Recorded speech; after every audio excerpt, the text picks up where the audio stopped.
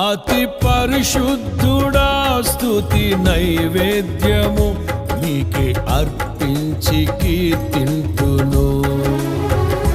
నీవు నా పక్షమై నన్ను దీవించగా, నీవు నా తోడువై నన్ను నడిపించగా, జీవింతును నీ కోసమే ఆశ్రయమైన నా యేసయ్యా. అతి పరిశుద్ధుడా స్తుతి నైవేద్యము నీకే అర్పించి కీర్తింతును.